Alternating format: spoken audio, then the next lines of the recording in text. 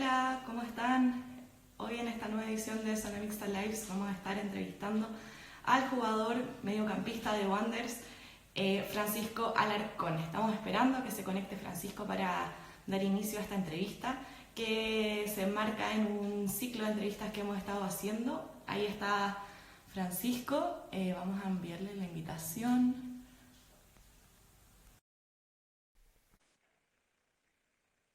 Ahí estamos esperando a contar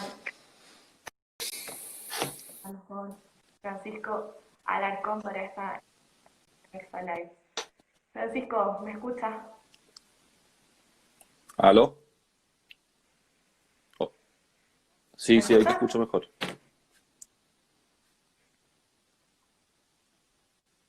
¿Me escuchas? Espérate, que creo que el audífono. Ahí Ahí sí. está, ahí sí. Eh, sí, ahí sí.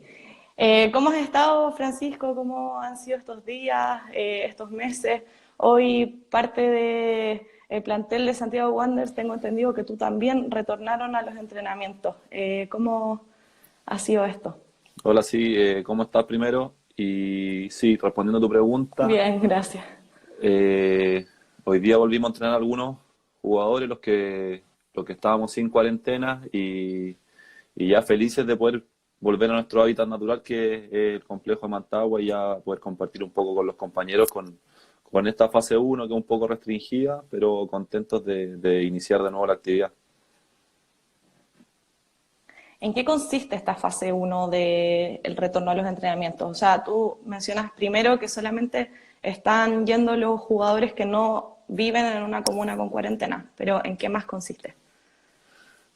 Sí, van los jugadores que no estén en cuarentena, y la fase uno consiste en que mantengamos la distancia social. La cancha está delimitada como por tramos para cada jugador, donde no se pueden hacer trabajos colectivos, sino todo de forma individual, donde hoy día trabajamos un poco el reintero con parte aeróbica, un poco de freno, trabajos con la pelota y adaptándonos más o menos a lo que es nuestro hábitat, que es estar con zapatos de fútbol y en la cancha de pasto, pero nada de tácticas, ni de reducidos, ni de rematar al arco, nada de eso, todo muy medido, con medidas de seguridad, donde te toman la temperatura al llegar al entrenamiento, sanitizan las cosas y todo ese tipo de cosas, respetan el protocolo.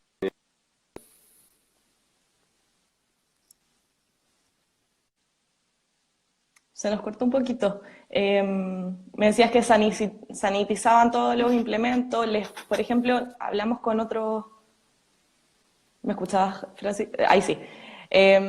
Hablamos con otros jugadores, por ejemplo, en Huachipato, que les daban, ellos no se cambiaban allá, sino que o sea, se cambiaban allá, les daban ropa en el entrenamiento y no se, por ejemplo, como con ustedes les dan la ropa, el equipamiento allá, el club se preocupa de Sí, lavarlo o cada uno se hace cargo de sus cosas.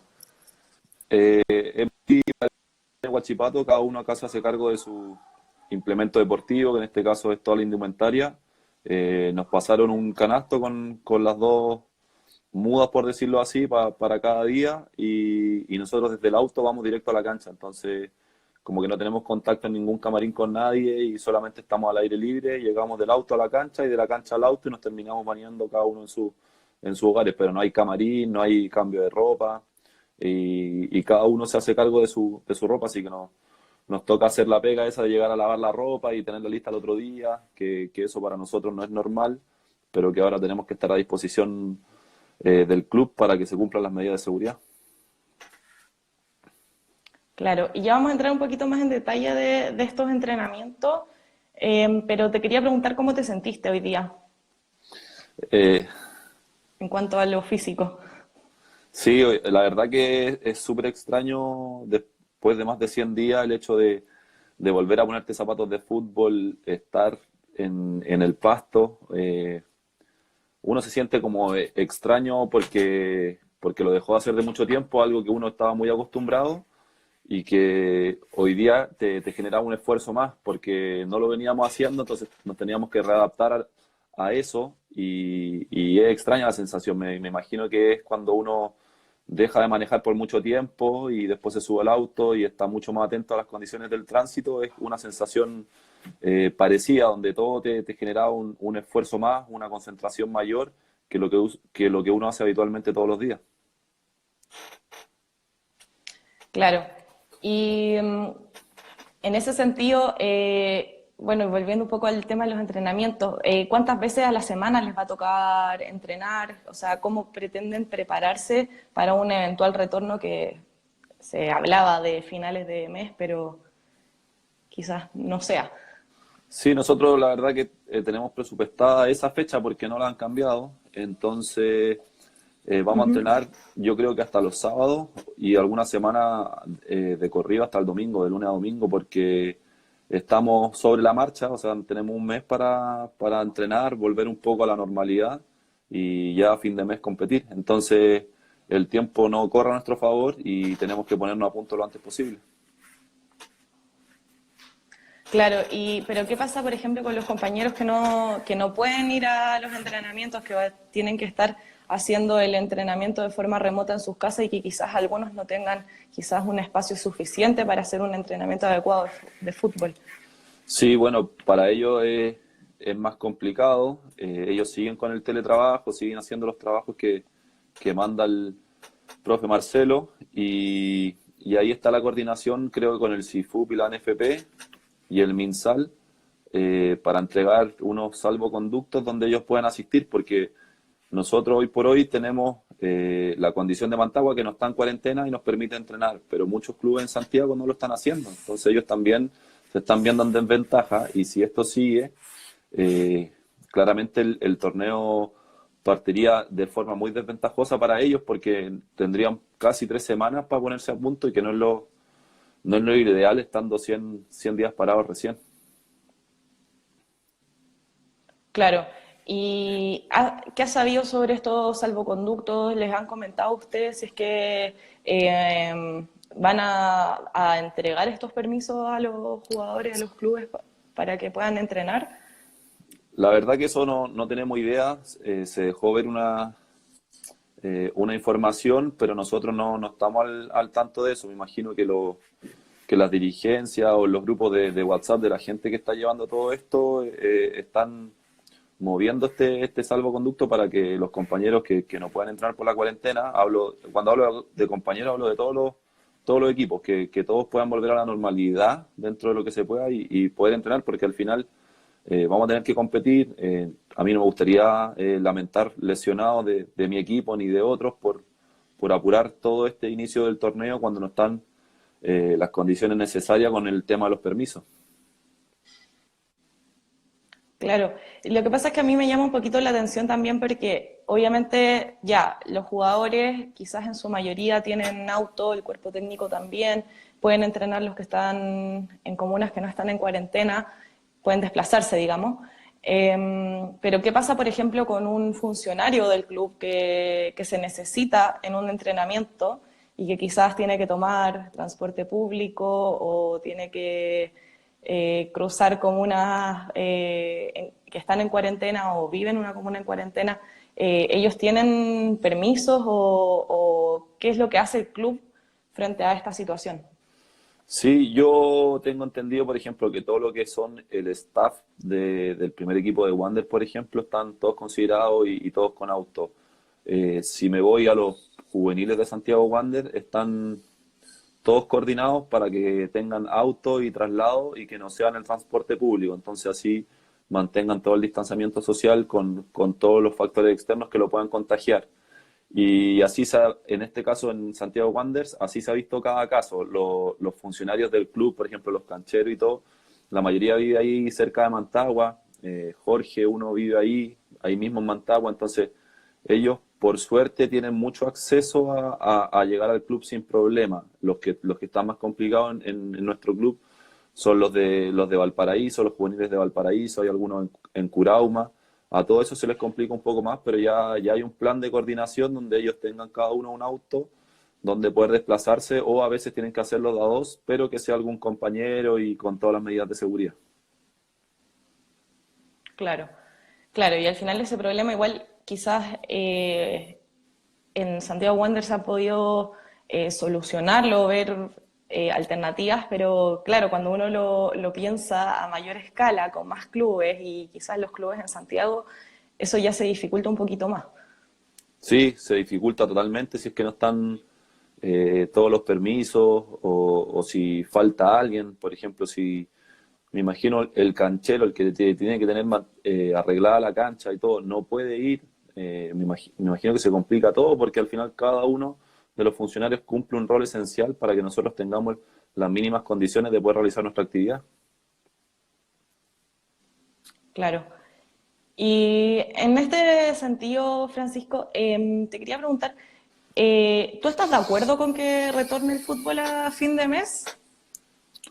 ¿Te Eh, parece que está la situación a nivel país apta para retornar al fútbol? no, a mí me parece que no, que creo que es una fecha muy pronta, pero se sabe que hay un tema con el canal del fútbol. También creo que nosotros somos actores sociales que vamos a ayudar un poco a la gente que se haga más o menos este encierro. Entonces creo que sí tenemos que volver, pero me parece que el 31 de julio es muy pronto porque no hay equipos que están entrenando, entonces no van a estar las condiciones deportivas para que se pueda desarrollar la actividad de buena forma. Porque si nos dicen, bueno, vamos a estar todo el equipo entrenando de ahora en 6 semanas más, vuelve el torneo, bueno, nos preparamos y que así sea y que volvamos porque están las medidas de seguridad. Pero ahora están poniendo la fecha del 31 de julio, cuando nosotros recién vamos a tener un mes para entrenar y los equipos de Santiago van a tener menos. Entonces, me parece que se dificulta y lo más peligrosos van a ser los jugadores lesionados, que al final es nuestra herramienta de trabajo, nuestro físico lo que se va a poner en riesgo y eso no es bueno. ¿Te asusta una posible lesión por la falta de entrenamiento? Sí, sí, claramente me asusta. No sé qué le habrá pasado a Sáez de Calera, que vi que tuvo una lesión grave volviendo a entrenar. Cuando partió la Bundesliga, creo que habían como 3 jugadores lesionados por partido en la primera fecha. En la Premier League también habían lesionado. Sí, Entonces, cuando se apuran los procesos fisiológicos es difícil porque sí o sí va a tener lesionados, el cuerpo no está preparado como lo viene haciendo. También hay que destacar que venimos de 3 meses de estar parados en el hogar o en cuarentena, que para nosotros eso no es normal. Nosotros nos vamos de vacaciones de repente 3 semanas, a lo más 4 semanas, pero en esas 4 semanas siempre o se arma un futbolito con los amigos, o se hace otro deporte, o está al aire libre, o si te tocó viajar y de vacaciones estás caminando, recorriendo, estás en constante movimiento y ahora no es así. claro, además también a diferencia de lo que pasó, por ejemplo, con el estallido social, que si bien se paró el fútbol, también se dieron por terminados los campeonatos anticipadamente, eh, igual coincidía un poco con una fecha un poquito más de pretemporada, de que igual se podía ir a entrenar, a diferencia de lo que pasa hoy en día.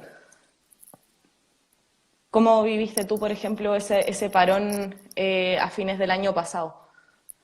Sí, bueno, fue complicado porque ahí era otro el escenario, como voy a poder llegar a entrenar, voy a poder devolverme a mi casa con el tema este de las barricadas que se armaban. Entonces ahí ya había un estrés mayor porque todos los días había una incertidumbre. Yo vivo acá en Concón, entonces estoy cerca de Mantagua y muchas complicaciones no tenía. Bueno, 2 veces se cerró un poco la ruta, que también hicieron barricadas, pero pude llegar sin novedad y ese tiempo igual uno podía entrenar. Igual nosotros estábamos parados, el club nos deja ir al complejo, ir al gimnasio, a hacer los trabajos, entonces había una libertad mucho mayor de la que hay ahora. Claro, claro. Y, y pensando un poco en las condiciones en las que debería tener el fútbol, o sea, por una parte está lo que decías tú, lo deportivo, que quizás cuando en la fecha que está estimado el retorno del campeonato no van a estar todos los clubes al mismo nivel, a un nivel quizás que se considere justo, pero dejando eso de lado también está lo otro que es las condiciones sanitarias. Y vemos también como en partidos en Europa, al principio muy distancia y no se celebraban los goles, pero ya la siguiente semana se celebraban los goles. O sea, no sé cómo ves tú o cómo ves esta situación como futbolista. Sí, mira, bueno, partiendo por la base de que mientras no hay una vacuna o una solución concreta en los centros de salud, estamos todos a disposición de contagiarnos. Pues, todos nos podemos contagiar, puede haber un rebrote, puede haber un futbolista que te toque enfrentar, que esté contagiado y que te contagie a ti, contagie a todo tu círculo, cuerpo técnico, a tus mismos familiares, y eso es lo más peligroso de volver la actividad, y lo que a mí más me da miedo es eso, el hecho de que yo vaya a jugar, juegue un partido de forma normal, regrese a mi casa y puede que algún compañero mío o el rival esté contagiado y contagie a mi familia, que eso sería catastrófico en el inicio de la actividad. Entonces, si tú me preguntas, ¿las medidas de seguridad están? Sí, están los protocolos, pero hoy por hoy ni la población tiene la solución, ni en Europa está la solución, ni en ningún lado está la solución. Entiendo que la actividad tiene que volver y los más precavidos tenemos que ser nosotros los jugadores. Nosotros tenemos que tener el mayor autocuidado. Nosotros nos están dando las medidas de seguridad para ir a entrenar y volver a la casa y las tenemos que respetar. Entonces, si alguno de nosotros, los jugadores, no respeta eso, tenemos mucho más probabilidades de contagiarnos. Y ahí es donde nos vamos a poner en riesgo todos. Entonces, la situación es difícil porque no hay vacuna, pero como todo trabajador, como toda persona que tiene que salir, no sé, acá los que los choferes de las micros están todos los días porque la gente se necesita mover, igual se exponen. Nosotros también nos vamos a exponer. Hay medidas de seguridad, pero la solución todavía no está. Pero así es como está el planeta, así como estamos todos, en la misma incertidumbre que no nos deja iniciar las actividades normalmente, que no nos deja juntarnos con los amigos, que no nos podemos tomar un café en ningún lado porque hay un virus que no se ve, nadie sabe cómo reacciona y tampoco está la cura. Claro, y en ese sentido, o sea, podría pasar igual que en un partido se contagian un par de jugadores, quizás contagien a sus familias, quizás no, pero al final también se podría decir como, bueno, quizás fueron muy pronto a volver y hay que volver a frenarlo. ¿Sería eso un escenario óptimo en tu opinión? No, yo creo que si partimos y se inicia el torneo tiene que ser con todo, o sea, no podemos, no podemos empezar a llorar. No podemos, no sé, que el día de mañana nosotros tengamos un contagiado, dos contagiados y que pidamos que se pare la fecha, porque al final va a perder seriedad el inicio del torneo. Tenemos que saber que nos tenemos que cuidar, que tienen que estar las medidas, pero no se puede parar. Si hay un rebrote, claro, ahí las medidas de seguridad y de sanidad van a tener que decir, bueno, se suspende el torneo y ahí ya no tenemos que volver a jugar más. Pero en este intento de volver a la normalidad me parece que tiene que ser sin llorar, no se puede parar el torneo y los responsables del autocuidado somos nosotros, porque no hay cura. Entonces, si uno es un irresponsable y sale, por ejemplo, y no respeta la cuarentena, está perjudicando al de al lado. Entonces, para que esto funcione tenemos que ser súper responsables, sobre todo hasta que no haya una vacuna que nos ayude a todos a regresar a la normalidad. Claro. Cambiando un poquito el tema, Francisco, te quería preguntar por el tema de los sueldos, que tengo entendido que hubo una reducción de sueldo entre cuerpo técnico, primer equipo, fútbol joven, administrativo, y que se llegó a un acuerdo. ¿Cómo fue este acuerdo? ¿En qué consistió? ¿Nos puedes contar un poquito más sobre esto? Sí, mira, la verdad que para nosotros bueno, a nadie le gusta, partiendo ya a nadie le gusta que te descuenten plata de tu sueldo que había acordado, pero nosotros cuando partió todo esto y se vio suspendida la actividad, tenemos muy buena relación con la dirigencia, entonces estaban todos los canales unidos con el cuerpo técnico, nosotros los jugadores, para, para poner de nuestra parte y que se desarrolle esta rebaja de salario, porque si nosotros no lo hacíamos, que somos el actor principal, que en teoría nosotros tenemos contrato a plazo fijo, es difícil que echen alguno porque el equipo se va a quiebra o algo así. Nosotros queríamos cuidar a la gente que trabaja en el club, que son como los funcionarios que están ahí día a día y son los más fáciles de limpiar, si se puede decir de alguna forma, porque dicen, bueno, lo he hecho a él y no se ve afectado el equipo, que al final el equipo es la imagen de cualquier club de la NFP. Entonces, nosotros nos pusimos a conversar, ellos fueron súper honestos, eh, nos mostraron cosas que son confidenciales para ellos, pero que nos querían aclarar el tema de los flujos y esas cosas así, y cuánto ellos necesitaban ahorrar para poder llegar y así asegurarnos que nos iban a pagar todos los meses y no íbamos a tener problemas. también fueron súper enfáticos en decir que no nos querían mandar a la ley del empleo porque nos encontraban injustos y que de esta salíamos juntos. Entonces hubo mucha unión y llegamos súper rápido a un acuerdo donde en teoría todos quedamos conformes.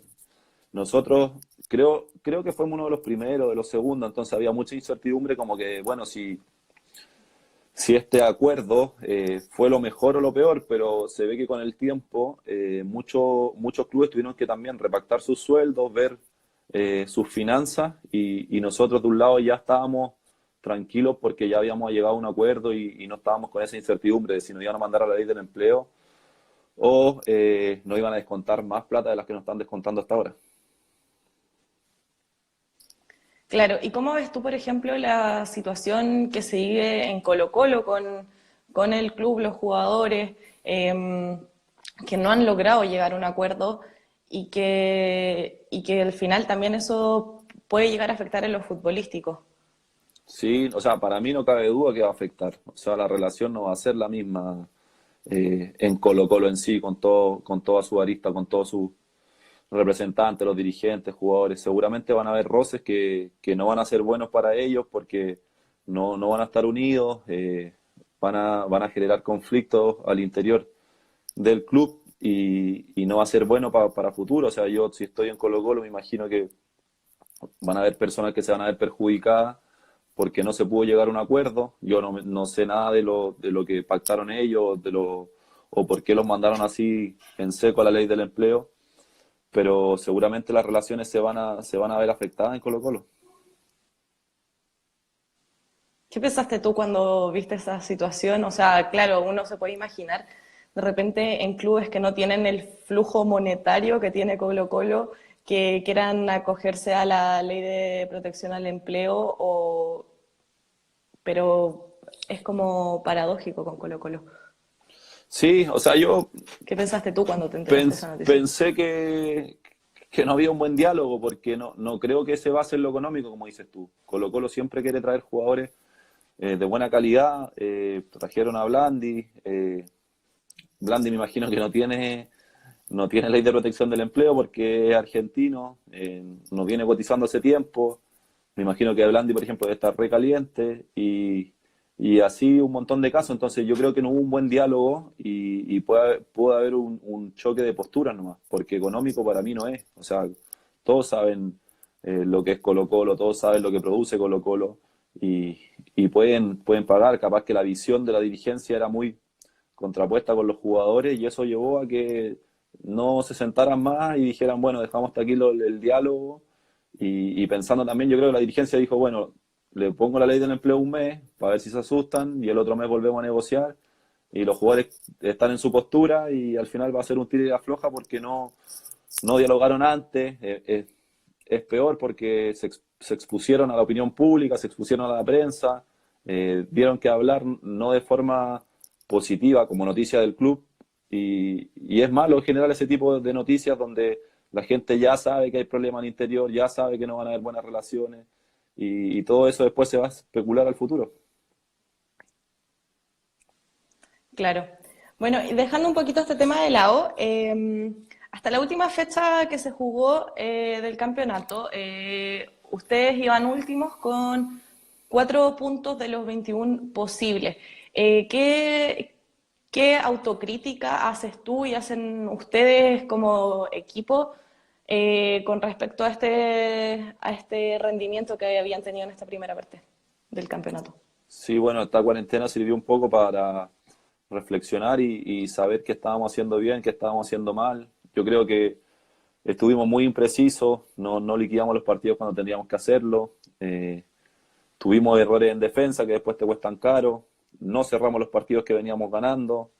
Y así van pasando las fechas y ver los números que dijiste tú. Entonces, todo eso nos hizo un equipo donde no estábamos reaccionando, donde de repente nos dejábamos llevar por el resultado y no estábamos cuidando el marcador, partidos que nos dieron vuelta generalmente en los 90, en el 85, y eso es concentración y trabajo, donde estábamos aflojando en algunas cosas, pero el nivel futbolístico estaba, entonces nosotros dentro de alguna forma sabíamos que tenemos la base para poder jugar y sacar más puntos, pero no nos estábamos llevando los puntos, que eso nos tenía bastante preocupados. Claro, y en ese sentido, ¿cómo han hecho algún trabajo quizás, o sea, obviamente el trabajo físico dentro de lo que se puede durante el encierro, pero algún tipo de trabajo psicológico para contrarrestar esto, sobre todo considerando tanto tiempo fuera? Sí, bueno, nosotros también dentro de la cuarentena estuvimos muy conectados. Aquí en Wander trabaja el psicólogo Enrique Aguayo y está siempre a disposición de nosotros.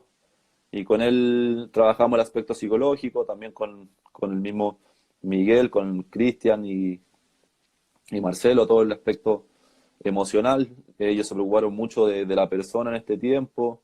El club en sí ha sido súper abierto, entonces nosotros como jugadores estamos agradecidos primero por el diálogo, que nunca se nos ha impuesto nada, y segundo porque siempre han estado ahí. Entonces toda esta cuarentena en un principio la aprovechamos para ver todo lo técnico táctico y ya después ya trabajando un poco más la cabeza, la ansiedad, el tema de la alimentación. No es normal que nosotros estemos encerrados todo el día en un departamento, en una casa, Claro, y todo eso se fue conversando para que se fuera llevando de la mejor manera.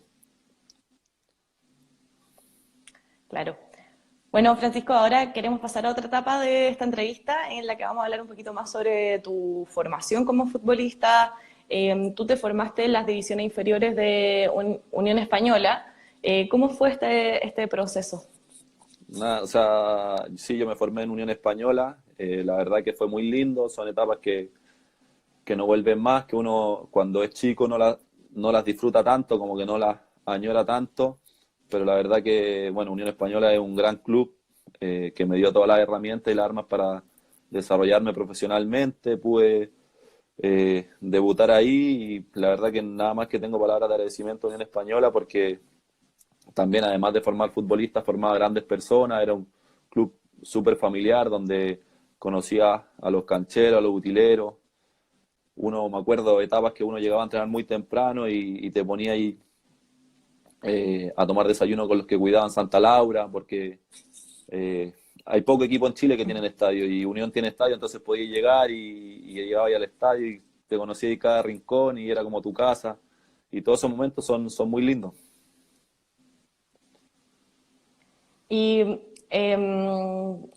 ¿cómo tú siempre quisiste ser futbolista? ¿Cómo nació tu interés por dedicarte a este deporte? Sí, yo siempre quise ser futbolista, siempre jugué y a medida que iba jugando se me empezaron a abrir los caminos para llegar al profesionalismo. Entonces, estar como dentro de un club no me fue difícil, sino que lo más difícil era como llegar al primer equipo y poder jugar. Porque, bueno, me llevaron a Unión Española, empecé a jugar ahí, después estuve en selecciones menores y después llegué al profesionalismo. Pero siempre, siempre, toda mi vida yo sabía que iba a ser futbolista, o sea, lo tenía incorporado en mi chip cuando me preguntaban mis papás, mi entorno, qué iba a ser yo, era futbolista, futbolista, y sabía que iba a ser futbolista y que iba a ser futbolista, pero no había otra opción. ¿Y quiénes eran tus ídolos cuando chico? Sí, bueno, mucho ídolo no tuve porque no me gusta la palabra idolatría, la encuentro medio enfermiza, como idolar a Sí, alguien es como aceptarlo en lo bueno y lo malo. Me gusta... ¿Ah? referentes, Sí, como referentes cuando chico futbolistas. me gustaba el Gordo Ronaldo, que para mí ha sido el mejor futbolista que yo he visto jugar por lejos. O sea, por lejos, más que Cristiano Ronaldo, que Messi. El Gordo Ronaldo era alguien que miraba mucho, mucho jugar. Y con él crecí de chico, después me incliné, siempre me gustaba ver al Real Madrid, entonces ahí estaba Zidane, lo que hacía Makelele me gustaba mucho, Iván Helguera, y ahí empecé como a mirarlo a ellos. Después, obviamente, uno va creciendo y salen jugadores como Riquelme, que es increíble, increíble. La expresión de fútbol que uno ve en él es impresionante. Y ahí uno va sacando algunos jugadores que empieza a mirar y admirar. Y tú nos contabas, bueno, debutaste en la Unión, eh, entraste para un partido contra Huachipato, en que ganaron 5-0 y y tuviste que entrar a los 25 minutos por una lesión de acebal. ¿Cómo sentiste eso en ese minuto? Sí, bien. La verdad que yo venía buscándolo hace un montón de tiempo porque llevaba varios meses ya en el primer equipo y siendo citado, pero como juego en la parte defensiva, generalmente es más difícil para nosotros porque tenemos que entregarle la confianza al director técnico para que nos pueda colocar, porque siempre hay jugadores de experiencia que le dan ese plus que uno como juvenil no tiene. Entonces me tocó esperar mucho tiempo, mucho tiempo, mucho tiempo y quería jugar, quería jugar, quería jugar. De hecho, en un momento decía, no me va a tocar más y yo sabía que tenía la oportunidad. Decía que esta era mi oportunidad y si no la aprovechaba me tenía que dedicar a los estudios. Entonces estaba preparado, estaba ansioso hace tiempo. Siempre que, no sé, pues, uno cuando está en la banca calienta y el técnico realmente llama a alguien y te indican, pues uno siempre en su cabeza piensa que uno, pero a veces te llaman al de al lado. Generalmente eran los compañeros que jugaban arriba y muy raro que hagan un cambio en defensa. Entonces, esa vez sí, me acuerdo que se lesionó a Cebal y el técnico me llamó a mí y me preguntó si estaba preparado. Era un técnico uruguayo, Rubén Israel, y me preguntó si estaba preparado. Y yo le digo que no voy a estar preparado si vengo 2 años esperando esta oportunidad. Y me mira si se cagó la risa y entré a jugar. Pues. Y ahí me acuerdo que cuando ya jugué, se disfruta ese partido. O sea, no pensaba en otra cosa que disfrutar porque decía, esto es lo que vengo buscando desde que tengo conciencia y ya estar adentro es como que todo empieza a fluir. Tenemos una pregunta que hicieron acá, que la vamos a leer porque la encontré que estaba buena. ¿Qué posición te acomoda más? ¿Netamente defensivo o volante mixto como te posiciona el profe Miguel? Esta pregunta es de Fran Burgos. Sí, bueno, a mí me acomoda jugar ahí al medio donde estoy jugando ahora en Wander, donde me formé, donde tuve mis mejores momentos, donde siempre jugué toda mi vida ahí al medio. A veces, bueno, partí arriba, después terminé al medio, al momento jugué volante por derecha, pero toda mi vida me he desarrollado ahí al medio, entonces donde más cómodo me siento. Eh, Muchos equipos jugué de central y en Unión Española también jugué de central porque donde era alto me veían todas las condiciones para poder jugar en ese puesto. Pero era la verdad, yo no era un puesto que sentía mucho, porque el hecho de no estar en contacto con la pelota me desesperaba un poco y muchas veces hacía el juego más lento atrás y complicaba las cosas, pero por inmadurez. Yo creo que sí tengo las condiciones para jugar atrás, pero donde más me siento cómodo es ahí al medio. Y de eso te quería preguntar igual, porque se relaciona con dos preguntas que tenía para más adelante, pero no importa. Porque uno es que en Palestino, Guede te puso de delantero en un partido contra la Católica y Sí.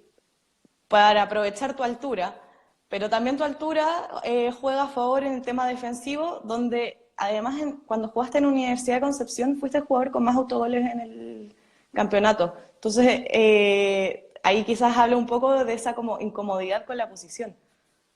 Sí, sí, en la U de Conce la verdad que no estaba tan cómodo en lo personal y eso se empezó a reflejar como en el campo de juego porque tuve así unos problemas familiares, eh, era una ciudad que no, la verdad que no me gustaba mucho y eso se empezó a reflejar como en mi juego, pero sí también habla el hecho de que había momentos que me iba más arriba, aún me acuerdo un partido de O'Higgins que me pusieron ahí al medio y que me sentí súper cómodo, pero sí o sí el puesto donde más lo siento es ahí en el medio campo. En mi vida he jugado en varias posiciones, o sea, fui a un torneo sub-23 cuando éramos sparring y estaba Eduardo Berizzo, ahí me llevaron de stopper por derecha y Ujú. ahí me fui rotando, pero tuve en varias posiciones. Bueno, un partido que Guede me puso de 9 también, que fue una aventura. Y ahí he ido rotando, pero donde mejor me siento es ahí al medio. Eh, Francisco, te quería preguntar sobre tu paso por el fútbol argentino, que si bien no fue muy largo, estuviste jugando en Argentina y te tocó descender con este equipo. ¿Cómo fue esa experiencia? Sí, bueno, antes quiero mandarle un saludo ahí al Patito Cornejo que nos está Ah, escuchando, gran profe. Y sí, bueno, en Argentina, como dices tú, la verdad que para mí fue muy positivo porque primero quería jugar siempre en el fútbol argentino, siempre era un sueño, entonces cuando se me dio la posibilidad de ir, fui, no lo dudé, y una vez que llegué al equipo y me tocó jugar, no salí del equipo, entonces agarré muchos partidos de titular, jugando a muy buen nivel, demostrando mi juego, el equipo la verdad que jugaba muy bien, estaba eh, Jorge Luna, que jugó también acá en Wander, que bueno, estuvo en Talca el último partido en Rangers. Había un muy buen equipo, muy, muy buen equipo. El descenso que tú nombras es por el tema del promedio. Era ese torneo que sí, promediaban 3 torneos. Entonces, San Martín venía de 2 torneos malos y nosotros, o sea, nosotros cuando hicimos ese torneo, si no me equivoco, si se puede ver la tabla, nosotros esa liga terminamos terceros de la Liga Argentina. Pero producto del promedio, terminamos descendiendo en la última fecha con River Plate, que perdimos un partido en el Monumental. Y perdimos, no sé, el promedio era 0,0022 y el que se salvó era 2,3. Entonces era complicado todo eso del promedio, sabía que era un desafío difícil, pero en cuanto a la experiencia, la verdad que crecí bastante ahí en Argentina y un fútbol que me acomodaba muy, muy bien. ¿en qué sentido te acomodaba? ¿Qué era lo que te acomodaba de ese fútbol? El ritmo de juego, me acomodaba el ritmo de juego, los árbitros permitían jugar mucho más, no se frenaban, el árbitro era más de hablar que de cobrar, todos iban fuerte, entonces cuando yo iba fuerte no me cobraban foul porque era esa la medida donde marcaban la intensidad los árbitros, entonces la verdad que me sentí muy libre, no me sentí frenado de ningún aspecto porque podía desarrollar, podía correr, eran muy mañosos, los árbitros se podían hablar mucho, los argentinos son buenos para hablar, entonces era un fútbol que fluía de buena forma para que yo me pudiera desarrollar, porque uno se ponía a pelear con el rival y los árbitros te dejaban, te la iban llevando más con la boca que con el pito, entonces era mucho mejor para mi forma de ver el fútbol. Y tienes harto con qué comparar porque has tenido una larga carrera en el, o sea, no larga, pero una amplia carrera en el fútbol chileno, con paso en varios equipos que ya hemos mencionado. No sé, hay alguno que, ya vamos a entrar a hablar un poquito más de Wanderers, pero alguno que quieras destacar, alguna historia. Estaban preguntando por acá, a ver, déjame encontrar la pregunta. Ah, Igual, de los goles que has hecho, ¿cuál es el que más te gusta? Dicen, no, cuenta una historia cuando fuiste a sparring. De los goles que has hecho. Esa es la pregunta que te voy a hacer yo. de los goles De que los he goles que hecho, has hecho, ¿cuál es el que más te gusta? el que más me gusta yo creo que fue el que hice en Argentina, porque fue el primero de mi carrera y me acuerdo patente también, porque lo venía buscando, y ese partido fue un remate de distancia, que ese partido rematé 3 veces y ya la cuarta vez, las 3 veces pasó muy cerca y la cuarta ya se metió. Entonces me recuerdo todo lo que venía de ese contexto, lo que se produjo, porque en ese tiempo, bueno, no habían redes sociales, yo me había ido bastante piola y cuando hago el gol como que se dieron cuenta que estaba jugando en Argentina y todo eso fue positivo para mi carrera. Me imagino. Bueno, en el 2014 tú volviste a estar en Unión Española y quiero preguntarte un poquito sobre, ya hablamos como de lo que fue tu formación, pero ya tuviste un paso un poco más de grande, con más experiencia en el fútbol, ¿cómo fue ese paso? El paso por Unión Española. Sí, Sí, más es que adelante. ese paso fue raro porque, O sea, el segundo paso, digamos. sí, es que por eso te digo que fue raro El porque segundo paso por Unión, sí. cuando yo llego de vuelta, el técnico no me tenía en sus planes, no me quería y había una Copa Chile que se jugó entre medio, que era media larga, y esa Copa Chile Ujú. sí la jugué, porque de hecho fue una Copa Chile rarísima, porque había jugadores a préstamos de otros clubes, otros que terminaban contratos, en todos los equipos era así. Entonces terminamos jugando esa Copa Chile, yo la jugué, pero sabía que me tenía que ir, entonces no terminé jugando en Unión. Fue como que sabía que estaba unos meses y me tuve que ir de Unión Española, entonces no sentí que volví a Unión Española, que como que volví a jugar, me sentía que estaba de pasada. Y obviamente yo en ese momento en Copa Chile también me la jugué todas porque me gustaría quedarme, o sea, en algún momento sí o sí jugar en Unión con todo lo que ellos me dieron, pero esa vez no se pudo, entonces no fue como una segunda vuelta. Yo creo que después que me fui a préstamo a San Martín de San Juan, nunca más volví en Unión. O sea, esa vez fue una Copa Chile, pero yo creo que estaba mal armada, no estuvo un semestre entero. Claro. Y bueno, volviendo un poquito más a tu presente hoy en Santiago Wanderers, ya hablamos un par de cosas, pero quería preguntarte cómo tú evalúas tu paso hasta el momento en el club. Te tocó estar en la B y ascender con el equipo este año, Sí, o a fines sea, del año pasado. la verdad que lo que se ha logrado hasta ahora eh, me deja contento, pero no conforme. Desde que llegué sabíamos que teníamos que subir a primera división. En el primer torneo yo quería subir, pero perdimos en ese ida y vuelta con Cobresal, que al final fue Cobresal el que subió, y ya después el año pasado lo logramos también con bastante dificultad por el estallido social. Entonces ha sido un camino de menos a más, donde ya ahora estamos en primera, pero en primera división tenemos que mantener el rendimiento que nos trajo acá. Hoy por hoy no estamos en una buena posición de la tabla y eso me deja inquieto, pues eso no me deja tranquilo y nosotros tenemos que seguir peleando. Yo la verdad que quiero conseguir cosas acá en Santiago Wander, no quiero volver a descender, ni tampoco que vuelva a ser el equipo ascensor, ya quiero que Wander se consolide en primera división y esa es la meta, pues entonces no la hemos logrado, tenemos que pelear en posiciones más avanzadas para poder meternos en una Copa Internacional más adelante y todas esas cosas me gustaría lograrla acá. Entonces seguimos trabajando en eso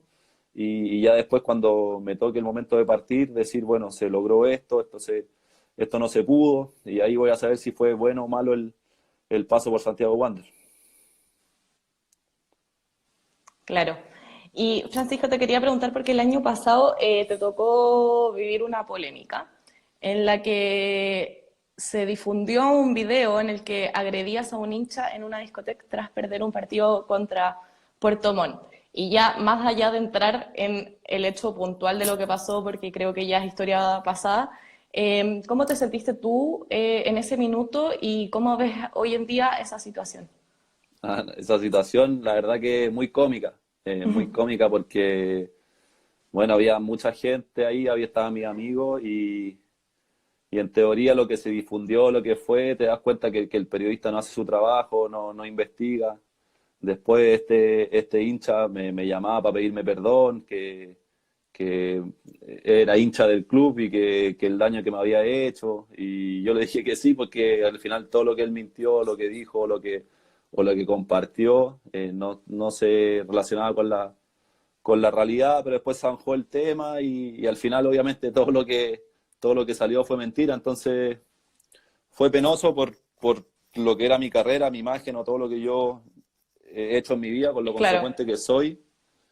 Y me dio mucha risa por otro lado por todo lo que se habla gratis cuando quieren vender información, pues, o sea, quieren vender algo, no preguntan a la fuente, muchos periodistas ya me conocen, ninguno habló, ninguno llamó. Sí, bueno, por rescatar a Cristian Alvarado, a Francisco Caneo, que sí me llamaron y me conocen, o sea, saben cómo soy y buscaron la información, pues, pero muchos de los periodistas no lo hicieron y por eso me da risa después, hoy por hoy me río. Tuve también, pues, o sea, en el equipo hubo mucho apoyo, se cagaban de la risa, después ya era para broma, porque la gente que está contigo en el día a día sabe cómo uno se maneja y obviamente me dejó tranquilo el hecho de que muchos pusieron las manos al fuego por mí sin haberme preguntado. Y eso, por ese lado, fue lindo. Me imagino. Y qué bueno que al final también se aclare toda esa situación, porque como bien dices tú, son situaciones que cuando no son ciertas dañan la imagen de uno. Ahora, para cerrar un poquito la entrevista, te quería hacer unas preguntas más random sobre cuáles son tus hobbies durante el periodo que estuviste en cuarentena.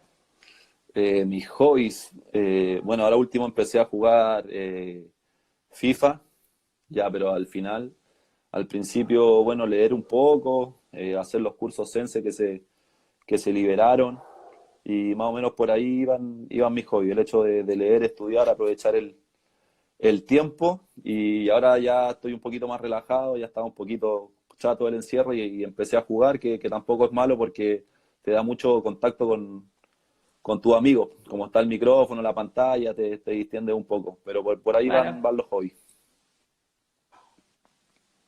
Y con eso de los cursos Sense, de estudiar, bueno, en algún minuto tú decías que tuviste que tomar un poco, apostar por tu carrera en el fútbol o quizás dedicarte a los estudios y tener una carrera más tradicional. ¿Te interesa? Bueno, ahora estás haciendo cursos como ¿de qué?